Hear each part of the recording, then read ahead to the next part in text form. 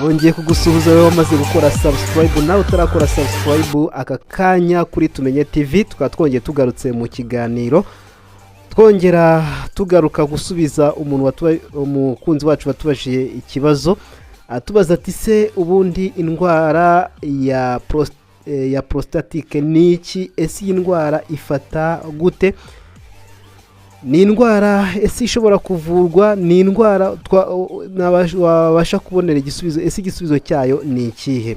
ndagira nongere nkubwire ko ahangaha wageze ari kuri Tumenye TV, nge muri kumwe nkaba ndi Jerome, nkaba nkubwira nti wowe utarakora subscribe ihutire gukora subscribe kugira ngo ibiganiro byacu ujye ubibasha kubikurikira umunsi ku wundi. Kuri Tumenye TV rero nta handi ukaba wahageze akaba ari huri aka kamwanya, tukaba tugiye kubana dusubiza umukunzi wacu ndetse nawe ukaza kumviraho. By'umwihariko iyi ndwara ngira ngo nkubwire ko ari indwara imaze gufata indi ntera, abagabo benshi ibateye ikibazo, iyi ndwara ya prostatike ndetse inatuma abagabo benshi ugenda usanga barwara kanseri ya prostate. Ese iyi ndwara ifata gute? Reka turebe uburyo iyi ndwara uburyo ifata, tuyisobanure ndetse tuyivugeho byinshi, turaza kubona n'umwanzuro wayo, ni gute wabasha gukira iyi ndwara ya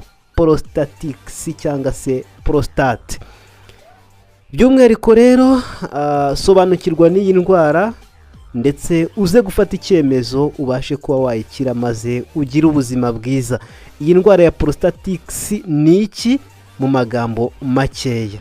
Indwara ya prostatike icyo ari cyo mu magambo makeya, ni indwara by'umwihariko ifata mu myanya y'abagabo, ku mwanya w'ibanga, ku gice cya prostate hakabaho inflammation cyangwa se kubyimba ndetse hakazamo na infection. Iki gice cya prostate ni igice giherereye hasi ku myanya y'abagabo ndetse ku myanya myibarukire mu gice cy'imbere aho twakwita mu ruhago.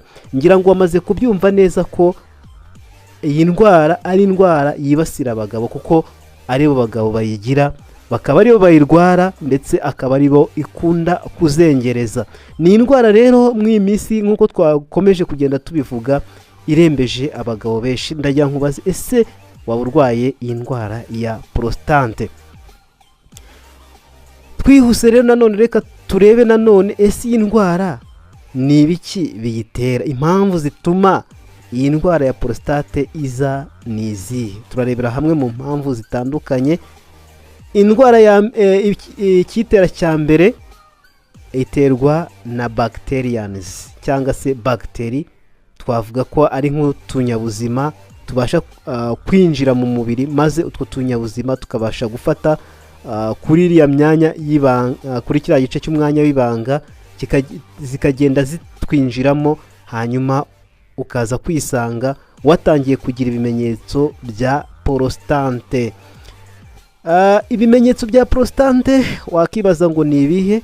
Niwumva ibimenyetso ubifite utangire ujye kuraba muganga abashe kuguha igisubizo, abashe kugupima, urasanga ikibazo ari ikibazo cya prostate. Hanyuma ikimenyetso cya mbere nakubwira ni ukumva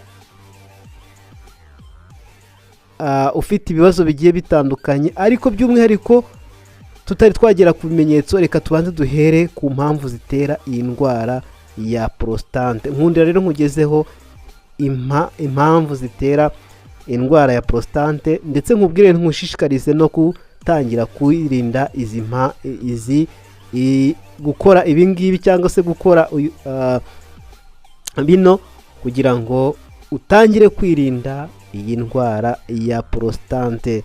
Ikimenyetso cya mbere uzirinda kibitera ino ndwara ya prostate ni ukwicara igihe kirekire.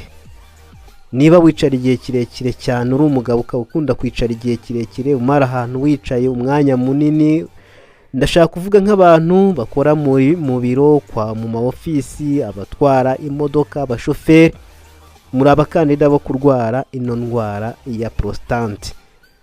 Ikindi cya nanone gitera ino ndwara ni stress, kugira stress cyangwa se kuba uhangayitse, hanyuma ndetse n'umunaniro. Ibi ni abakandida bo gutuma uzarwara iyi prostate. Ikindi nanone kandi twavuga nanone n'ubwirinzi bw'umubiri bwagabanutse. Iyo ubwirinzi bw'umubiri nanone bwagabanutse biterwa n'imibereho, imirire cyangwa se iminywere. Ubwirinzi bw'umubiri bukaba bwagabanuka cyane cyane n'indwara zimunga ubwirinzi cyangwa se immune system. Ibi bizatuma wisanga wamaze kurwara kanseri ya prostate. Izi mpamvu tuvuze uko ari 3 nizo bakandida cyangwa se mpamvu zizatuma wisanga wamaze kuba umukandida wa prostate. Ngira ngo wamaze kuzumva. By'umwihariko reka tumanuke tugere nanone ku mpamvu nanone z'ibimenyetso byakubwira ko wamaze kurwara kanseri ya prostate, cyangwa se navuga ko ari kanseri. Iyo tuvuze prostate ntabwo iba yari yaba kanseri, ariko uko bigenda bitinda niko bigenda bituma uzasanga warwaye kanseri. Hari ubwo uzajya kwa muganga bakupime basange kino gice cyamaze kubamo kanseri, ariko iyo gitangira ibitari yaba kanseri. Uko bigenda bitinda rero niko bigenda ugasanga wamaze kuba kansereze cyangwa se wamaze kurwara kanseri. Hanyuma mu bimenyetso bisa kugaragariza ko wamaze kurwara kanseri ya prostate, icyambere tuzasanga nuko uzasanga ubabara cyangwa kugorwa no kwihagarika. Igihe wumva uri kubabara mu mwanya w'ibanga, mu gihe hari ahagana mu gitsina, ndetse wajya no kwihagarika ugasanga birimo birakugora, icyo gihe menya yuko uri umukandida kanseri ino prostate yamaze kukwataka. Ikindi, inkari igihe zizaba zisohoka buhoro ukumva urihagarika, ariko inkari zidasohoka zihuse.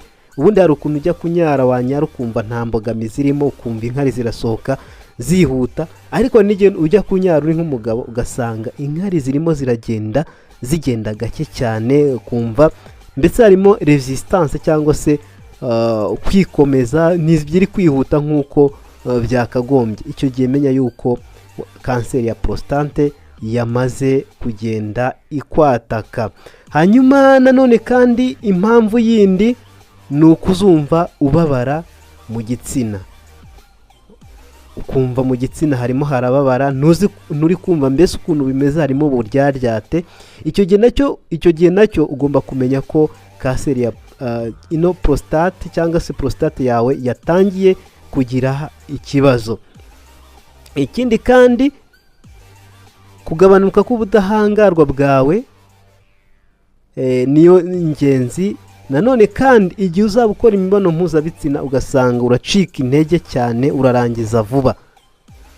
By'umwihariko wajya gukora imibonano mpuzabitsina ukabona biratinze, ndetse ukumva byagushimishije, byanakunejeje, ariko iyo hamaze kuba ikibazo cyo kumva kino kibazo kigenda kibaho, nibwo utangira kugenda wumva hatangiye kubaho ikibazo, watangiye kwisanga, noneho watangiye kugenda urangiza vuba. Icyo gihe uzamenye ko wamaze kurwara kanseri ya prostate. Izo ni impamvu nanone zatuma umaze kumva bino bimenyetso byatuma ujya kura muganga, maze agatangira kugufasha kugira ngo ubashe kwirinda ino ndwara ya kanseri ya prostate. Kandi nanone reka turebe ise mu gihe wisanze wamaze kurwara kanseri ya prostate wakora wamaze kurwara iyi prostate wakora iki, ndetse biri kukujyana kuri kanseri ya prostate kugira ngo ubyirinde ni iki wakora. Inama ya mbere nkubwira ni ukuyigana muganga, hanyuma akakugira inama, akagupima, ndetse ukabasha kumenya urwego bigezeho n'icyo wakora kugira ngo ino kanseri ino prostate ibashe kugenda yakira. Ikindi kandi nuko igihe bizaba bimeze gutyo, ndagushishikariza kunywa amazi menshi kandi amazi meza, nabyo bizakugabanyiriza ibyago byinshi byo kuba iyi prostate yawe yakangirika. Ikindi nuko uzakora siporo, ugomba kujya ukora siporo kugira ngo nabyo bikure imyanda mu mubiri ndetse bihe imbaraga umubiri wawe ubashe gukora. Ikindi ugomba kurya ndetse ukananywa by'umwihariko kandi ariko ukarya indyo yujuje ubuziranenge cyangwa se indyo yuzuye ifite intungamubiri zose. Ibi bikazazamura ubudahangarwa bwawe, by'umwihariko ukazisanga uri kugenda umererwa neza. Hanyuma kanseri ya prostate, ibindi hari imiti yagenewe kugenda yivura, by'umwihariko nubasha kubona nk'umuti, nakurangira umuti wa Cacticel. Uyu muti wa Cacticel byagaragaye yuko ari umuti uzagufasha kugira ngo ubudahangarwa bwawe bwiyongere, ubudahangarwa bwawe buzamuke, bityo ubashe kuba wahangana n'ingaruka z'uburwayi bwa kanseri ya prostate. Hanyuma indi produit nanone nakurangira ni produit ya Mani Plus.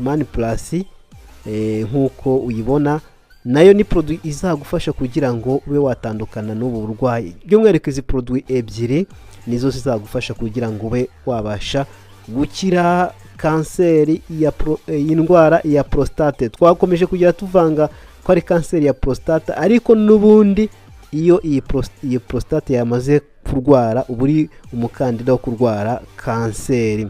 Hanyuma rero nta handi uzakura amakuru azagufasha, ni nimero ngiye kuguha, ni 0781119334. Iyi ni nimero izagufasha kugira ngo utandukane n'ubu burwayi, ndetse ibindi bisubizo uzagenda ubasha kugenda ubibona.